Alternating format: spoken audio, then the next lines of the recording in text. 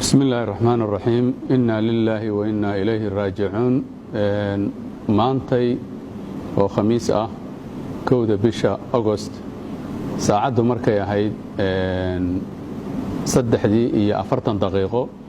waxaa ku geeriyooday isbitaalka la yiraahdo Xamed Hospital gudoomiyihii gobolka Banaadir ahaana duqa magaalada injineer Yarisow Ilaahay ha u naxariisto gudoomiyaha waxaa la keenay dalka Qatar maalinkii ay bishu ahayd 26 July maalinkii 27ka wuxuu galay qalliin caloosha ah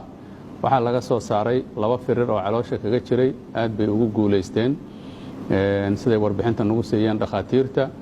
kadib waxaa la galay in lala tacaalo 2 firir oo madaxa kaga jiray oo waliba qaybta hore iyo qaybta dambe ee madaxa laba dhinac ka kala galay kuna dhawaan maskaxda aad bay dhakhaatiirtu arintaas maaragtay ay u saareen MRI iyo CT scan waxay aad uga shakiyeen in la qali karo iyo in kale markii dambe shir bay nala galeen aniga iyo qoyska injineerka waxayna noo sheegeen in aan la taaban karin labadaas firir ee maskaxda dusheeda saaran haddii la isku dayana in ay khatar keeni karto haddii la daayana ay khatar keeni karto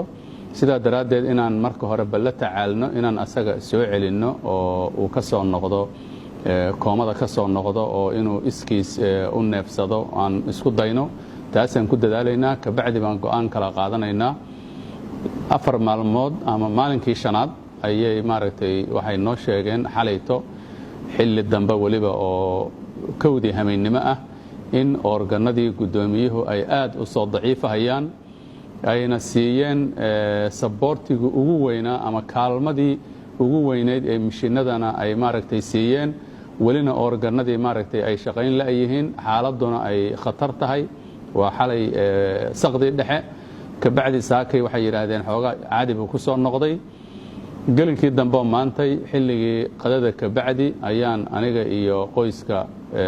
marxuumka Allah u naxariistee ka soo rawaxnay isbitaalka qaybtii uu kaga jiray guriga markaan nimid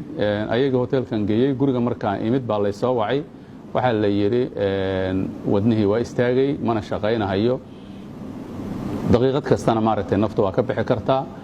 si degdeg ah u imo intaan la bisanayba telefoon bay igu soo celiyeen waxay ii sheegeen in maaragtay ilaahay uu oofsaday ilaahay ha u naxariisto gudoomiyaha aad bay ula dadaaleen dawladda Qatar khayr Allah siiyo diyaarad bay u direen caafimaad oo asaga iyo bukaankii la socdayba 12 uu ku jiraan keenay wali waa la tacaalayaa hal nin baa dhaawac nooga dhintay intoodii kale hal nin baa kaga haray qaybta gargaarka degdega ah ama ICU-ga la yiraahdo intoodii kale waxa loo wareejiyay qaybaha kale isbitaalka oo bukaan jiifka caadiga ah ninka ku haray asagana oo la yiraahdo Gabose wuxuu insha Allah taala maalinka sabtida ayaan u wareejin doonaa bay yiraahdeen ayadana qaybta jiifka caadiga ah marka ilaahay ha u booqday ayagana gudoomiyihiina Allah u naxariisto waan u tacsiideynaa qoyskii uu ka geeriyooday iyo ummadda Soomaaliyeedba waxaan leenahay samir iyo iimaan Allah ka siiyo asagana waxaan ugu ducaynaynaa marxuumka ilaahay inuu jannadii ka waraabiyo una naxariisto gacan ka xaq daran baa dishay waa dhintay annaguna maaragtay waa dhimanaynaa waa ka daba tagaynaa kuwa ka horeeyayna waa dhinteen muhiimadda waxa weeye in uu maaragtay xaq ku dhintay asaga oo waajibkiisii qarannimo gudanaya haddii ilaahay idmo maalinka sabtida